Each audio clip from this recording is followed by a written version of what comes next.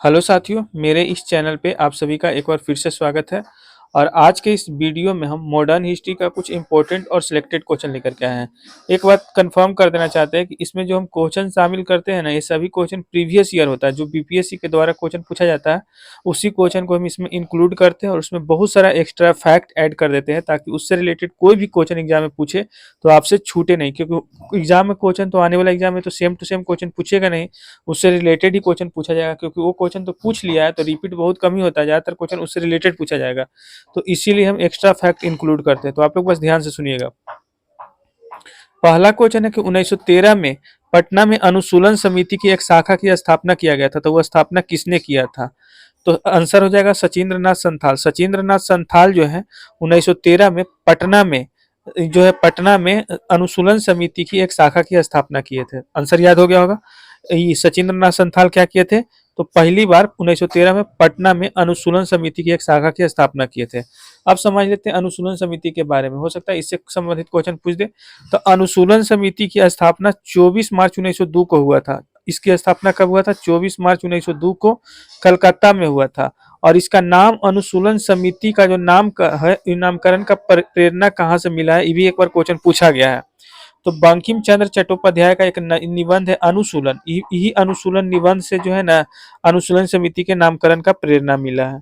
ऐसे अनुसूलन समिति का जो संस्थापक है वो किन्हें किन्हें माना जाता है, कभी कभी क्वेश्चन ही पूछ देता है। तो प्रमथ नाथ मित्र को, सतीश चंद्र घोष को, अरविंद घोष को और जतीन्द्र नाथ बनर्जी को, इन चारों को जो है ना अनुसूलन समिति के संस्थापक माना जाता है। याद रखिएगा, परमथ नाथ मित्र, सतीश चंद्र घोष, अरविंद घोष और जतीन्द्र नाथ बनर्जी, इन सबको माना जाता है इसके संस्थापक। इसमें कई सारे क्वेश्चन बता दिए।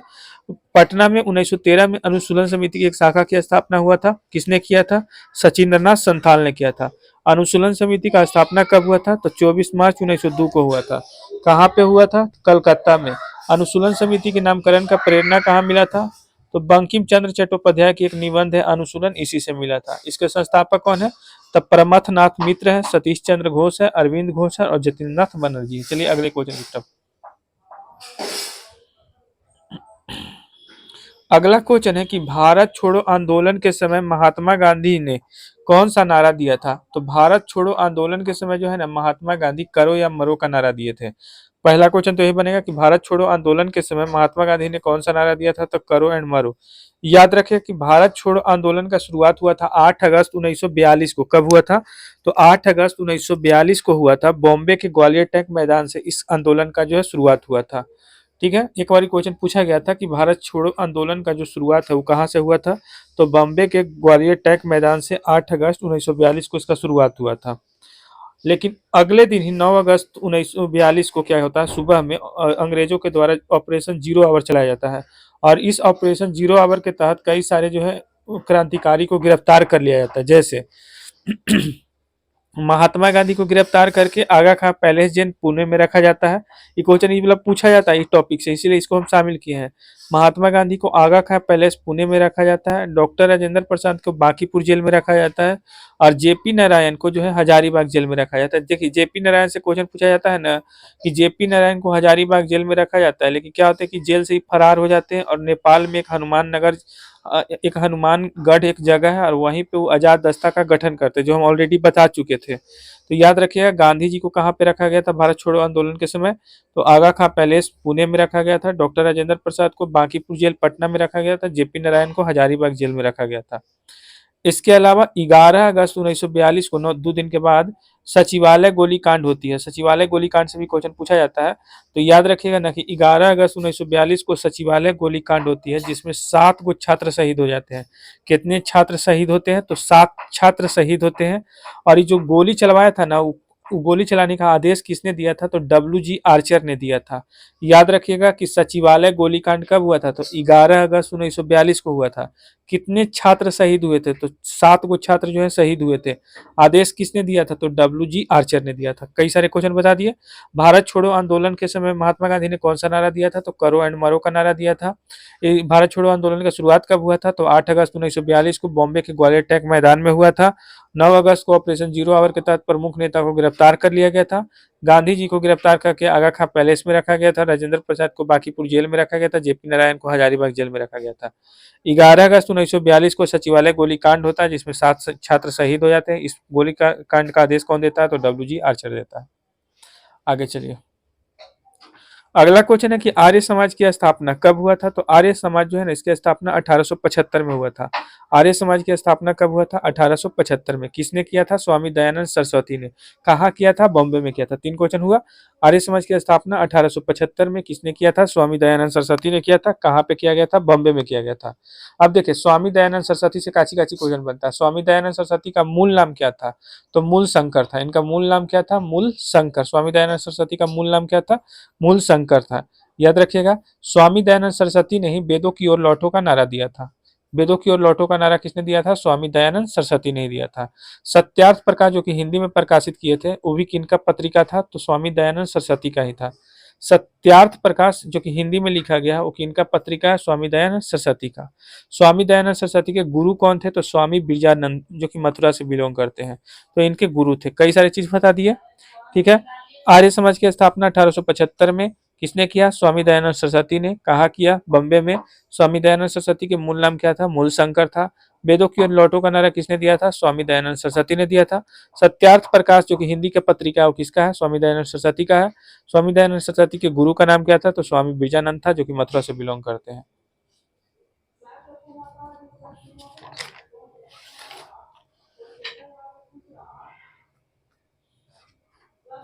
अगला क्वेश्चन है कि असहयोग आंदोलन के दौरान बिहार के किस वकील ने अपनी समृद्ध वकालत छोड़ दी थी? जैसे असहयोग आंदोलन चला था ना 1920 में, आपको कल के वीडियो में हम बताए थे। तो असहयोग आंदोलन के दौरान जो है ना, वो क्या हुआ था कि जो राजेंद्र प्रसाद है, वो अपनी वकालत को छोड़ दिए थे। याद रखिए, खाली राजेंद्र प्रसाद नहीं छोड़े थे, वहां पे ऑप्शन में राजेंद्र प्रसाद था, इसलिए राजेंद्र प्रसाद टॉप में। इसके अलावा अनुग्रह नारायण सिंह भी छोड़ दिए थे वकालत, ब्रज किशोर प्रसाद भी छोड़ दिए थे, और मजहरुल हक भी छोड़ दिए थे। सब बिहार के हैं वकील, ठीक है, जिन्होंने क्या कर दिया था? वकालत छोड़ दिया था। देखिए, याद रखिएगा ना कि यही असहयोग आंदोलन के समय जो है बिहार विद्यापीठ की स्थापना किया गया था। बिहार विद्यापीठ की स्थापना कब किया गया था? 6 फरवरी 1921 को किया गया था। असहयोग आंदोलन के दौरान ही बिहार विद्यापीठ की स्थापना किया गया था। कब किया गया था? 6 फरवरी 1921 को।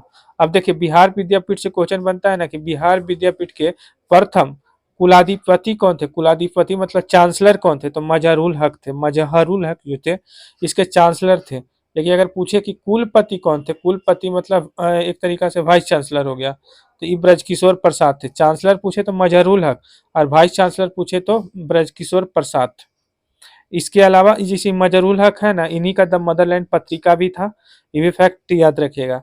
अब देखिए, राजेंद्र प्रसाद के ऊपर जिक्र आया था, जिन्होंने असहयोग आंदोलन के समय वकालत छोड़ देते थे। इनके बारे में कुछ फैक्ट बताते हैं। जैसे 1942 में इनको, अभी थोड़ा देर पहले बताए थे कि 1942 में भारत छोड़ो आंदोलन के समय इनको बांकीपुर जेल पटना में रखा गया था बंद करके। और ये जो है ना 1934 में जो कांग्रेस का मुंबई अधिवेशन हुआ था ना, इसकी अध्यक्षता संभाले थे। और 1939 वाला भी संभाले थे, जिसमें सुभाष चंद्र बोस जो है जब इस्तीफा दिए थे ना, तो वो वाला भी जो है ना, उसके इस्तीफा के बाद जो है राजेंद्र प्रसाद ने अध्यक्षता किए थे। और इसके अलावा इनका जन्म जो है ना, सिवान जिला के जीरादेई नामक गांव में इनका जन्म होता है।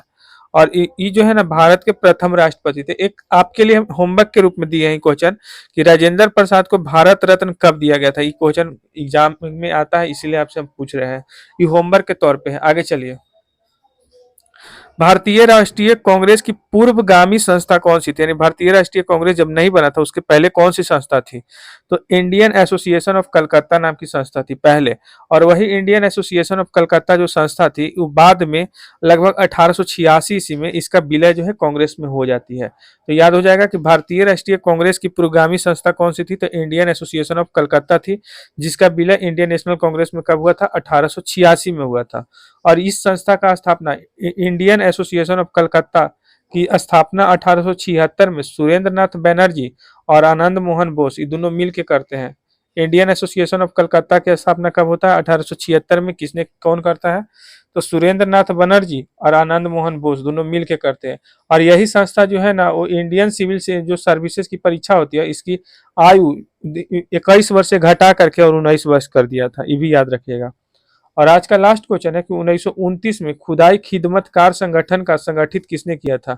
जैसे खुदाई खिदमतकार संगठन था ना, तो इसको किसने स्थापित किया था या किसने संगठित किया था। तो अब्दुल गफ्फार खान ने जो है ना संगठित किया, 1929 में ही बना था। 1929 में लाहौर अधिवेशन भी हुआ था, जो कि हम बताए थे पिछले वीडियो में आपको। तो और यही खुदाई खिदमतकार, कुछ की लोग लाल वस्त्र पहनते थे, इसीलिए इसको लाल कुर्ती आंदोलन भी कहा गया है।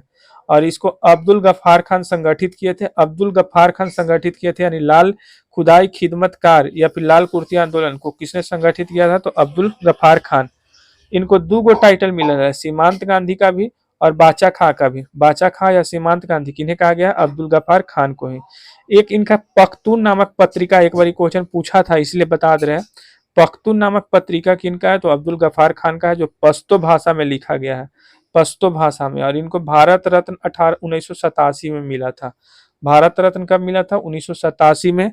पख्तून नामक पत्रिका किनका है, अब्दुल गफ्फार खान का है। अब्दुल गफ्फार खान को सीमांत गांधी या बाचा खान के नाम से जाना जाता है। तो बताइए आप लोग को मेरा वीडियो कैसा लगा। पूरा आपको अच्छा लगा हो तो चैनल को सब्सक्राइब करके बेल आइकन को प्रेस कर लीजिएगा।